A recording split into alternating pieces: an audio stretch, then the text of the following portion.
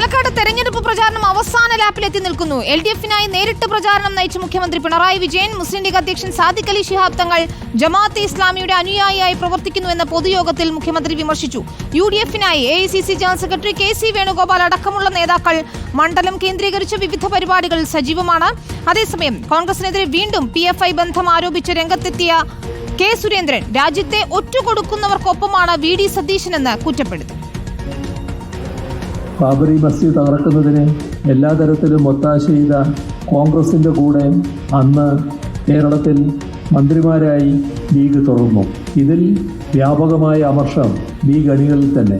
അപ്പോഴാണ് ഒറ്റപ്പാലം തെരഞ്ഞെടുപ്പ് വരുന്നത്. കോൺഗ്രസിനോട് ഒട്ടിനിന്ന് അതിൻ്റെ ഭാഗമായി കോൺഗ്രസ് കാണിച്ച തെറ്റായ നിലപാടിനെ എതിർക്കാനും അതിനോടുള്ള പ്രതിഷേധം രേഖപ്പെടുത്താനും കഴിയാത്തതുകൊണ്ട് ഇന്നലെ വരെ എന്ത് നിലപാടായിരുന്നു സ്വീകരിച്ചത് എന്ന് നല്ലതുപോലെ അറിയാവുന്നവരാണല്ലോ. അവരിലെല്ലാമുള്ള അമർഷവും പ്രതിഷേധവും പാണക്കാട് പോയി 2 വർത്തമാനം പറഞ്ഞാൽ ശമിപ്പിക്കാൻ കഴിയുമോ എന്നതാണ് ഈ സന്ദർശനത്തിൻ്റെ പിന്നിലെന്ന് സ്വാഭാവികമായും മനസ്സിലാക്കാൻ കഴിയും. UDF ചെന്നുപെട്ടിട്ടുള്ള ഗതികേടാണ് കാണിക്കുന്നത്. ഇത്തരത്തിലുള്ള അവസരവാദ നിലപാടുകളിലൂടെ നമ്മുടെ നാടിൻ്റെ പൊതുവായ അന്തരീക്ഷം മാറ്റിമറിക്കാമെന്ന് കരുതേണ്ട.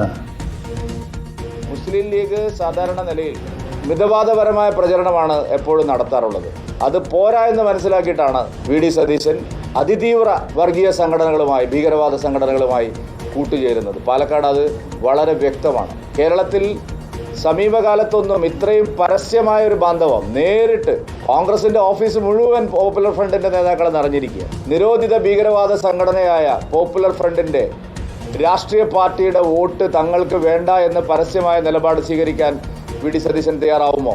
പോപ്പുലർ ഫ്രണ്ടും ജമാഅത്തെ ഇസ്ലാമിയും പരസ്യമായി UDF-ന് പിന്തുണ പ്രഖ്യാപിച്ചിരിക്കുകയാണ്. വലിയ രാജ്യദ്രോഹമാണ് VD സതീശൻ ചെയ്യുന്നത്. 4 വോട്ടിന് വേണ്ടി രാജ്യത്തെ ഒറ്റുകൊടുക്കുന്നവരുമായിട്ടാണ് VD സതീശൻ കൂട്ടുകൂടുന്നത്. അല്ലമീൻ തോട്ടുമുക്ക് നൽകും വിവരങ്ങൾ പാലക്കാട് നിന്ന്. അല്ലമീൻ, അവസാന ലാപ്പിൽ എത്തിയിരിക്കുന്നു. കൊട്ടിക്കലാശത്തിനുള്ള ഒരുക്കങ്ങൾ തുടങ്ങിക്കഴിഞ്ഞു. എല്ലാ നേതാക്കളും പാലക്കാട് തന്നെയുണ്ട്. ആരോപണ പ്രത്യാരോപണങ്ങൾ കൊഴുക്കുകയാണല്ലേ?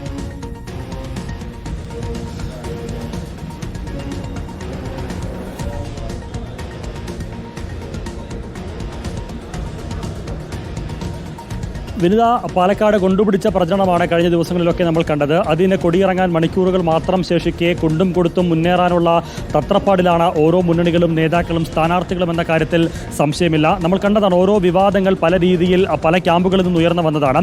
ഇനി അവസാന മണിക്കൂറിൽ അങ്ങനെ പുതിയ ബോംബുകൾ എന്തെങ്കിലും പൊട്ടുമോ എന്നുള്ളത് വോട്ടർമാർ ഉൾപ്പെടെ ആകാംക്ഷയോടെ നോക്കിക്കാണുന്നുണ്ട്. അങ്ങനെ കാത്തിരിക്കുന്നൊരു സാഹചര്യം കൂടിയുണ്ട്. ഏതായാലും ആരോപണങ്ങൾ തുടരുന്നുണ്ട്.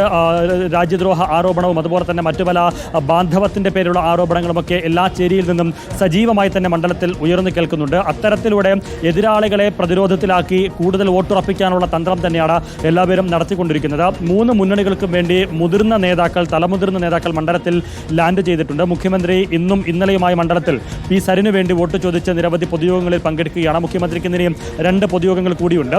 പ്രതിപക്ഷ നേതാവ് ഉൾപ്പെടെ KPCC അധ്യക്ഷൻ ഉൾപ്പെടെ കഴിഞ്ഞ കുറേ ദിവസമായി മണ്ഡലത്തിൽ തന്നെ ക്യാമ്പ് ചെയ്യുകയാണ്. ഇടത് സ്ഥാനാർത്ഥിക്ക് വേണ്ടി മന്ത്രി പട കുറേ ദിവസമായി ക്യാമ്പ് ചെയ്യുന്നുണ്ട്. അതിനിടെ ഇന്നലെ മുഖ്യമന്ത്രിയും വന്നത്. ഇന്നിപ്പോൾ AICC general secretary KC Venugopal ഉൾപ്പെടെ ഇന്ന് മണ്ഡലത്തിലേക്കുണ്ട്. BJPക്ക് വേണ്ടിയും സമാനമായ രീതിയിൽ സംസ്ഥാന അധ്യക്ഷൻ ഉൾപ്പെടെ സംസ്ഥാന നേതൃനിരയിലെ നേതാക്കളൊക്കെ രംഗത്തുണ്ട്. പ്രത്യേകിച്ച് BJPയുടെ നേതൃനിരയിൽ നിന്നിരുന്ന സന്ദീപ് വാര്യർ പാർട്ടി വിട്ട് കോൺഗ്രസ് ചേരിയിലേക്ക് പോയതോടുകൂടി ഞങ്ങൾക്കതുകൊണ്ടൊരു കുലുക്കവും ഉണ്ടായിട്ടില്ല എന്ന് സ്ഥാപിക്കുക കൂടി BJP നേതൃത്വത്തിന് പുതിയൊരു ബാധ്യതയായി വന്നിരിക്കുകയാണ്. അതുകൊണ്ട് എല്ലാ നേതാക്കളും കുറച്ചുകൂടി സജീവമായി ശക്തമായി കളത്തിലിറങ്ങി കളിക്കാൻ തന്നെയാണ് ഇനിയുള്ള മണിക്കൂറുകളിൽ നീക്കം നടത്തുന്നത്.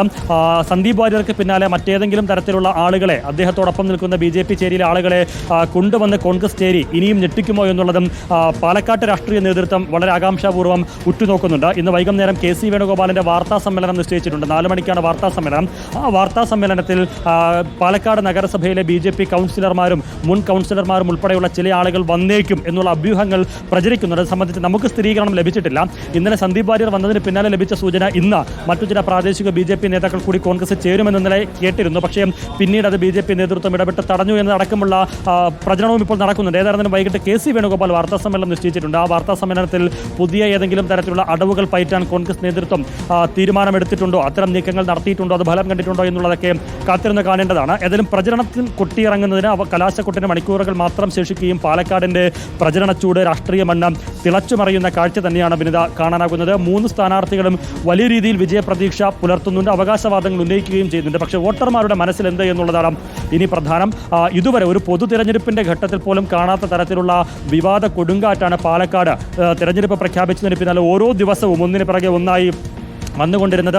ഇന്നലെ അതിലെ ഏറ്റവും ഒടുവിലത്തെ ട്വിസ്റ്റ് ഇന്നലെ നമ്മൾ കണ്ടിരുന്നു. ഇനി അതിനപ്പുറത്തേക്കുള്ള ട്വിസ്റ്റ് പാലക്കാട് ഇനിയുള്ള അവസാന മണിക്കൂറുകളിൽ ഉണ്ടാകുമോ എന്നുള്ളതും ഏറെ നിർണായകമാണ്. ഏതായാലും ആ ട്വിസ്റ്റുകളും ആ വിവാദങ്ങളും ആ ആരോപണങ്ങളും പ്രത്യാരോപണങ്ങളും ഒക്കെ വോട്ടർമാരെ എത്രത്തോളം സ്വാധീനിച്ചിട്ടുണ്ട് എന്നുള്ളത് ഏറെ പ്രധാനമാണ്. ആ വിവാദങ്ങളുടെയൊക്കെ പശ്ചാത്തലത്തിൽ പ്രവചനിക്കാനാകാത്ത തരത്തിലുള്ള അടിയൊഴുക്കുകൾ പാലക്കാട് ഉണ്ടാകുമോ എന്നുള്ളതൊക്കെ കാത്തിരുന്ന് കാണേണ്ട ഒന്ന് തന്നെയാണ്. ഏതായാലും ശ്രദ്ധാപൂർവ്വം വീക്ഷിക്കുന്ന ഒരു തിരഞ്ഞെടുപ്പായി പാലക്കാട്ടേത് മാറിയിട്ടുണ്ട്.